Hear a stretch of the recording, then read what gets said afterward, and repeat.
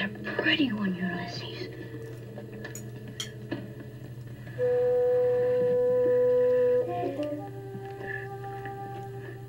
There it is. Hello BookTube, I'm Sean the Book Maniac. Welcome back to my channel. Here I am with another Friday Reads, and this will not be a minimalist version. This will be somewhat maximalist because I've got a lot to say. Had a great reading week. I was going to say in spite of the fact, but really no, in a way it was because of the fact that I had such a social weekend last weekend. Didn't get any reading done really last weekend, but was with my bookish friends Lindy, whose video chat with me is already up, and with Anne of Beyond the Pages and her husband. And there will be 3 videos coming, hopefully some or all of them this weekend. And book shopping and book chatting.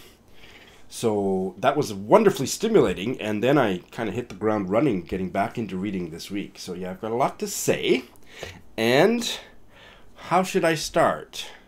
I'll start with the books that I finished. I finished 3 books, but 2 of them are the Faber short stories. So let's start with them. I'll talk about them very quickly. Edna O'Brien's story Paradise, I finished. I almost loved it. I really liked it. 4 stars. And there's a discussion video between Doris and I that you can check out. But it was my first anything by Edna O'Brien, and it will not be my last. I thought the central metaphor about surface and depth was a little cliched, but otherwise quite stunning.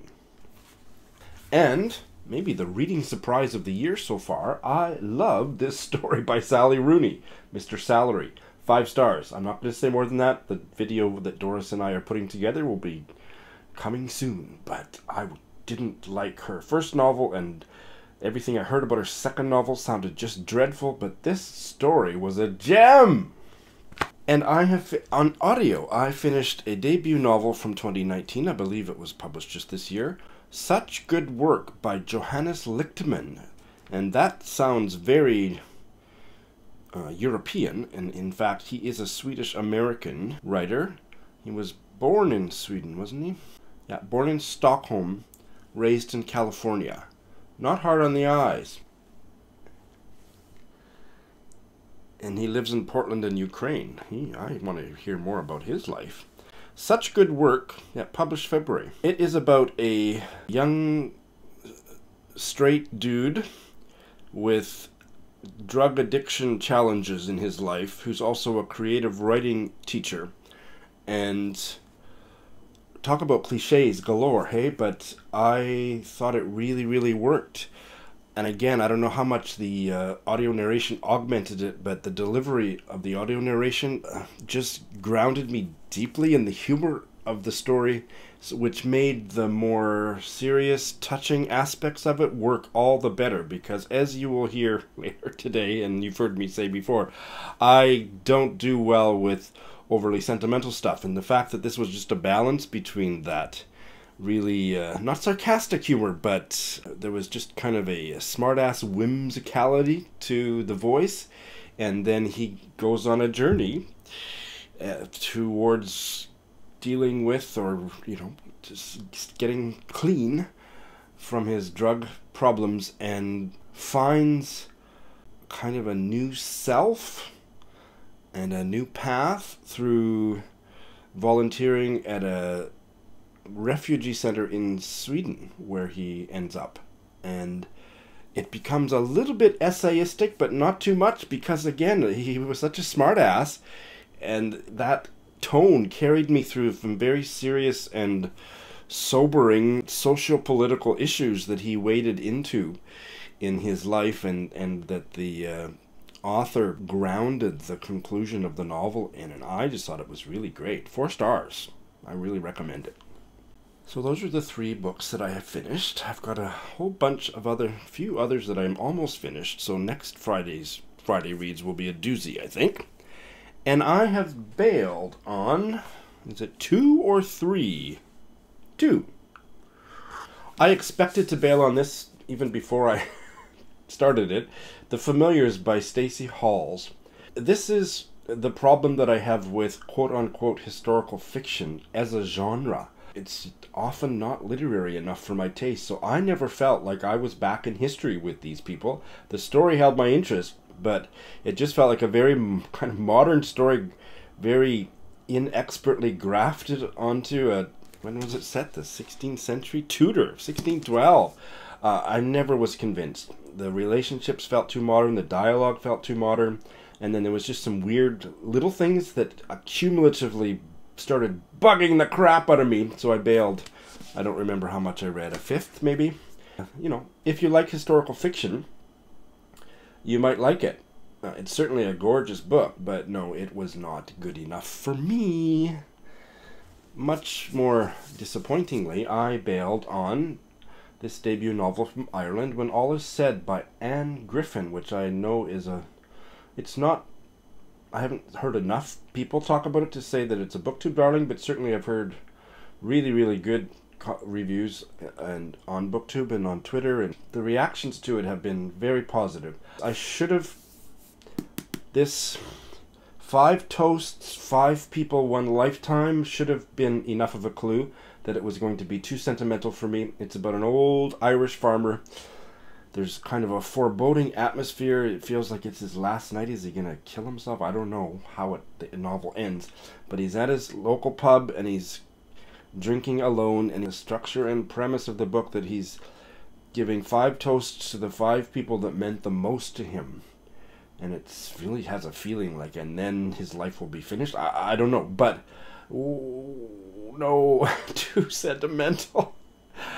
The first one was his brother, and that relationship, there's a tragedy. I'm not going to say any more than that, but I was completely unmoved by the tragedy because there was no humor in this, or not Sean kind of humor. Maybe other people found it funny. It was just too sentimental. And I never really was convinced that the first-person voice was that of an 84-year-old farmer from any country. It felt more like a woman's voice. When I was completely unmoved by the tragedy, and that was around page 60, I gave it 4 more pages, and then I bailed. But lots of other people loved it, but not for me. So those are my bails. And I have started a bunch. I have started 3, and they're 2 ebooks and an audiobook. One, and this was on my Irish Readathon TBR, it was originally published around the year 1900. Of course, Goodreads is really shitty at giving the original publication date. Let's see here. 1899. Some experiences of an Irish RM. RM stands for Rural Magistrate, so country judge. And I've just read the first story, and I really loved it. It was funny and really well written. Oh, not rural magistrate, resident magistrate in Ireland. And so the main character is an Anglo-Irish former British Army officer who's recently been appointed as an RM in the boonies of Ireland. And at that stage, this part of Ireland, it was all United Kingdom at that time. And yeah, so the story of Somerville and Ross that I've mentioned before is, I read one short story of theirs. Whether it came from this book, I don't remember anything about whatever that short story was. But for an Irish lit class in the 1990s, and my prof talked about the intense, intimate collaboration between the 2 female authors that penned these stories and these books, Somerville and Ross. That was Edith Somerville and Violet Martin, and their pen name together was Somerville and Ross. And they were distant cousins, but they didn't meet until adulthood, so it sounded like more than cousins to me. So I put up my hand and said, well, were they lesbian? And he was a really good-natured, straight guy, one of the most popular professors on campus, but he didn't know what to say, and he said, I don't know. And then, but young women behind me said, I don't think we should be talking about this. That's not important, and that's disgusting. Just because they wrote books together doesn't mean they had some weird sexual thing going on. And I was just, what the hell? So I wrote my paper on the literary biographical representations of Edith Somerville and Violet Martin's relationship, and my professor loved it so much that he encouraged me to work more on it, and it was ultimately published in an academic journal. And now I see it quoted whenever people write about Somerville and Ross. And, you know, if I'm sounding a little bit vain, let me just quickly add, as I always like to do when I talk about this 15 seconds of academic fame that I had, was that after it was published, it went through several edits and had to remove all my, what do you call them? Split infinitives, but showed it to a friend of a friend, and she read the first paragraph, and she said, shouldn't that be... Anyway, there was a subject-verb error. Should have been a plural verb or whatever.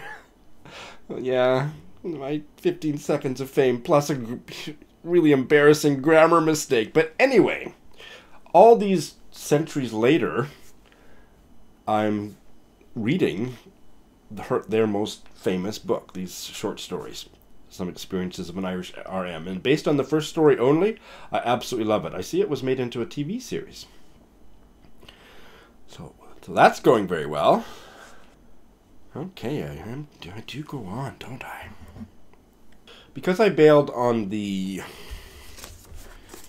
one, I needed to find another book by a female Irish writer. Rather than try any of the more modern ones that I could have tried, especially since they were too long, I opted for a medium-sized collection of short stories by an Irish writer who I had only vaguely heard of before, Mary Lavin. Is it Lavin or Lavin? That's a good question. Oh, the internet doesn't help me, so I don't know how you'd pronounce it, but I'm going to say Mary Lavin. And she died in 1996. It looks like she was 83 when she died. She mostly wrote short stories, and I have started her collection, because I had it on Scribd, called In the Middle of the Fields, and I've read 3 or 4 stories so far, and I'm really enjoying it. There's something a little old-fashioned about the characters and the stories she's telling. They're all very much about marriage and courtship and widowhood, and they're really good stories with quite a twist, and interesting because I don't usually like fiction where a lot of the action of the story is narrated in direct quotations of conversations between the characters. That's a real turnoff. But she does it so well that I am not turned off at all. And yeah, Mary Lavin. Has anybody else read her? I certainly haven't heard anybody talk about her on BookTube. And once I finished the audiobook that I told you about, such good work, I started one from a Pakistani-British novelist, Nadim Aslam, who I believe I first heard about from Eric, The Golden Legend. And is it ever good on audio? I've just done the first chapter, 5% in. It's really easy to listen to it. I listened to it when I walked to Shinjuku Station yesterday morning, and it was really easy to focus. And the story is, wow.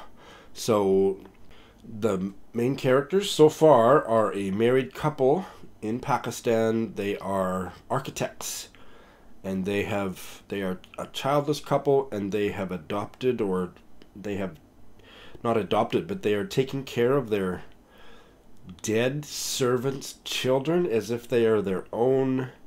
And there's an arresting scene where a famous library is being relocated, and because the books are such sacred texts, a human chain forms. And I know this actually happened with a library in Latvia. I don't know if the Pakistan story is based on a true incident from that country, but with thousands of people lined up between the old building and the new building and just passed the books hand to hand because they didn't want to move these very sacred texts in a more conventional way.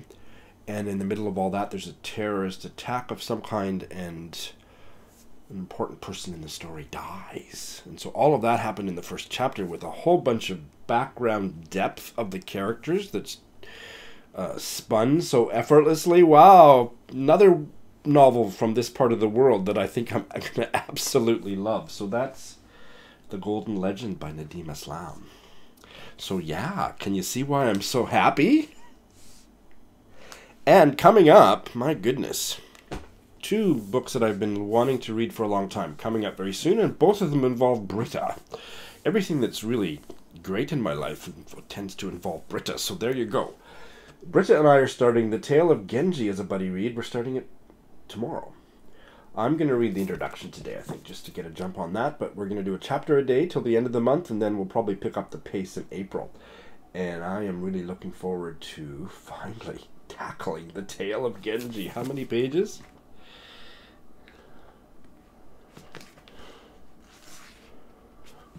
More than 1,100 pages, so got my reading cut out for me, hey? And Britta, Ange, and I, on Monday, will be starting this buddy read, Mary McCarthy's novel The Group, which was published in the 60s, I think. 1954. Probably will start another Faber story as well. Maybe the one by Samuel Beckett, Dancing and the Lobster, but I'm not exactly sure. So, how fabulous is my life? How fabulous is yours? Thanks for watching.